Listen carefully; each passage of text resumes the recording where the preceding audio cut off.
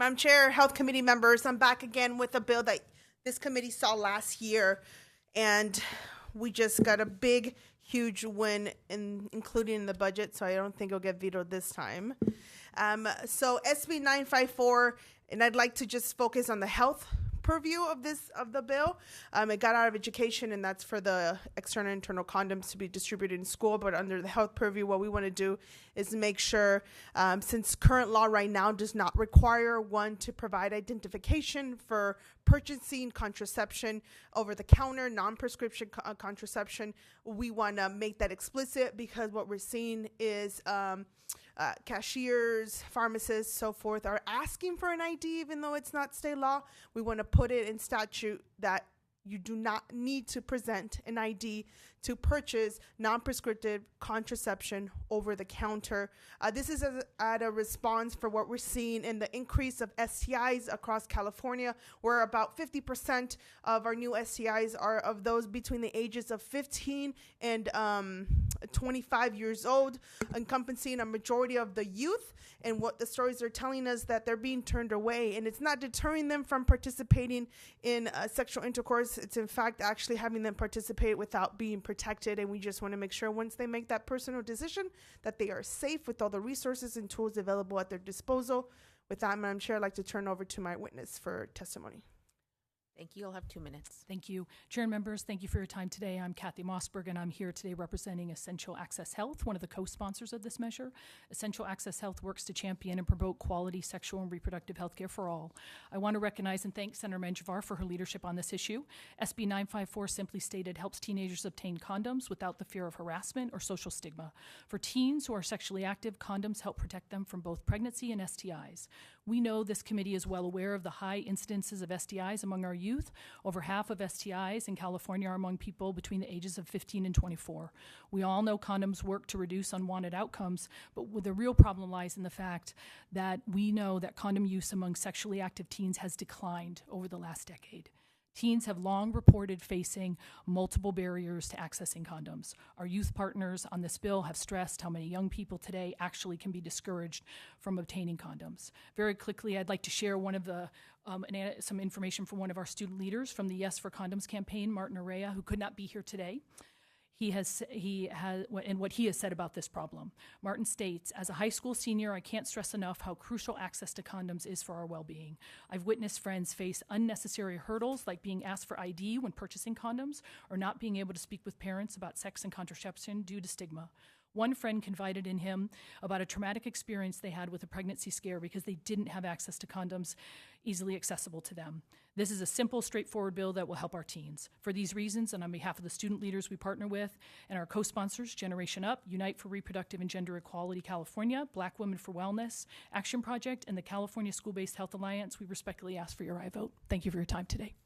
Thank you. Are there any other witnesses in support? Please come forward.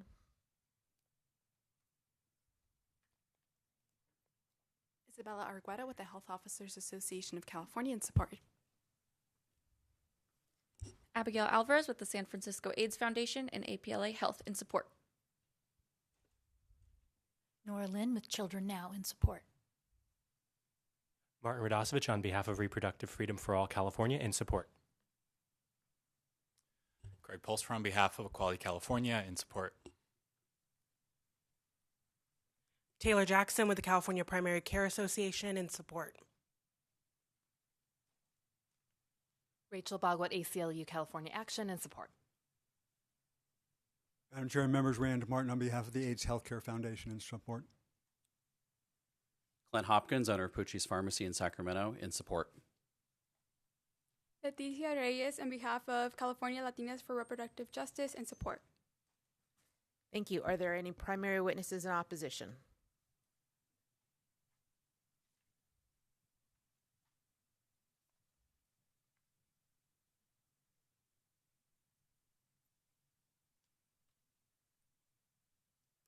Thank you. You'll have 2 minutes. Please put on your microphone. Oh. Can you hear me? There we go. Chair members, my name is Greg Burt with the California Family Council. Over the past decade, this legislative body has championed the distribution of condoms and comprehensive sex education as a panacea for our youth's escalating sexually transmitted infection rates. Yet, as these rates have soared, so has your reliance on these measures accumulating in the Healthy Youth Act passed in 2015. This law was supposed to protect kids from STIs and slow infection rates. Now ask yourself, did it work? Did STI rates go down over the last decade? No, the exact opposite happened. STI rates have now reached epidemic proportions, with syphilis and gonorrhea rates skyrocketing over the last decade or so. So the question is, why does the author get her confidence that free condoms are the answer? Does this bill require warning labels on the condom dispensers telling teens that latex will not protect them from the syphilis epidemic? Condoms will also not protect teens from herpes, genital warts, monkeypox, because these STIs are spread by skin-to-skin contact. Handing out free condoms gives teens a false sense of security and tells youth that condoms will protect them from diseases like syphilis when the science says the opposite. Ultimately, you have to convince youth to stop having sex with multiple partners if you want to stop the spread of STIs. This bill promotes a hookup culture where youth have meaningless sex for fun with multiple partners. How many young people are you willing to sacrifice? What STI rates are you willing to tolerate before you're willing to consider different options? For this reason, please vote no. Thank you. Thank you. Are there any other witnesses in the room in opposition? Seeing none, I'll bring it back to the committee for any questions or comments. Dr. Weber.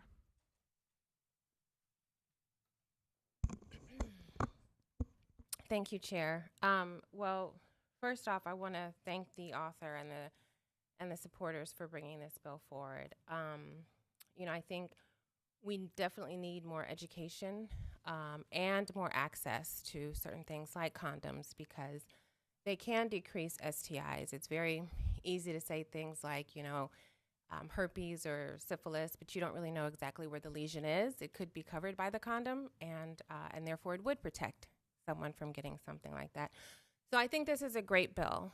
I do take one issue with the part of it that has really nothing to do with your bill. It's really more of a federal mandate, and that is the ability for non-prescription contraception. Non-prescription contraception includes condoms, but it also includes birth control pills.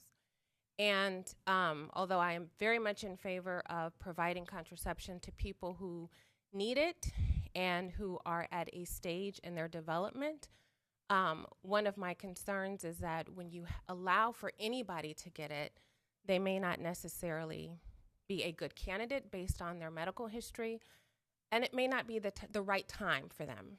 It's interesting. I was in clinic on Friday, this past Friday.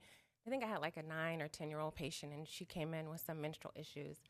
And the nurse that was with me, this was one of her first times that she had been with me, she was like, "Do you prescribe birth control pills to anybody at any age?" And I said, "Yes, as long as they started their period." And this is one of the flaws here with the federal ability to be able to go in and get a birth control pill over the counter, is we don't even know if these individuals have started their cycle. That is a key critical point before anyone who deals with teens prescribes someone a birth control pill. Because we do know that if you have not started your period, you should not be on this kind of hormonal therapy, and I call it hormonal therapy and not necessarily birth control pills, because there are certain consequences. And additionally, it masks so many other things. You have no idea how many patients I have diagnosed with either anatomical issues or chromosomal issues or endocrine issues who come to me at 15, 16 years old because they've never started their period. And that is how we're able to really dig deep and find things. And so if you're giving someone hormonal therapy prior to them even starting their menses, and if you can get it over the counter, nobody's asking. Basic things. So, this is a good bill. My issue with it is not the bill. It's just the fact that on a federal level, they have allowed this without any kind of protections to ensure that individuals who will be getting these birth control pills over the counter are actually ready and are medical candidates. That being said, I will support it because I think providing more education and more ability for people to get things like condoms and birth control if they have started their cycles is a good idea. But I do think that the federal government needs to fix this, because we could potentially be doing more harm than good by not requiring basic questions. Thank you. And just to clarify, this bill is exclusively around condom. Because it's a non-prescripted contraceptions. The condom piece is only for the schools. On the retailers, the language is non-prescriptive contraception, so there are other items that are included in there. Currently in the state and federal government, there are no restrictions to ages, so we're not changing anything. We're just matching the law, and I think the assembly member just doesn't like the federal law, so I can't speak on that. But we do have language in the bill that says should the federal government change the age restriction, that would supersede my bill. My bills. And it would align it and match it should it ever bring down restrictions on ages. Thank you. Mr. Patterson. Great, thank you. For the last couple years, I've been here for now 18 months, very long 18 months. I use a joke that I had a full set of hair when I started this job. I've brought a bill to this committee, and it's gotten out of this committee, and it's gotten beyond this, made less progress this year than last year, unfortunately. But I think the biggest challenge facing our children right now, or the biggest threat, especially people in the 9 to 12 age range these days, is potential fentanyl poisoning. And when I look at limited school resources and the things that they would have to pay, even with an appropriation, my preference would be to see naloxone in every school for those poisonings, not only for the students, but for the staff as well. And it did enjoy broad-based support, but it's hard for me to, I have other concerns with this bill, but I just think my personal opinion of if we're going to have limited funds, I'd rather see that in school personally than distribution of condoms. So just my 2 cents on that. So thank you. The beautiful thing about the 120 legislators here is that we all bring in unique perspectives and we get to work at an array of things. If 120 legislators only worked on one thing, we wouldn't get a lot of stuff done. And I commend you, Assembly Member, for focusing on fentanyl. I think that's a huge crisis. I have more of a health background, not nowhere near the good doctor here, the tip of the iceberg, and my focus is a lot on health. And I'm proud, at least, to say we've allocated, I think, $30 million to distribute naloxone to different communities. That is about to be voted on this week. I hope you can vote on that, because that's a lot of money that's going to come down to different CBOs that will be able to distribute. And I'm proud, at least for my school, LAUSC just voted to be one of the first school districts to allow Narcan to be administered by peers or to be on school campuses. And I think we can both elevate those issues as well as these simultaneously.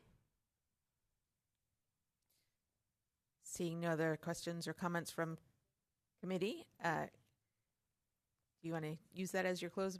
Yes, and respectfully ask for an aye vote. Thank you. And when we have a quorum, we will consider the motion. Thank you. Thank you.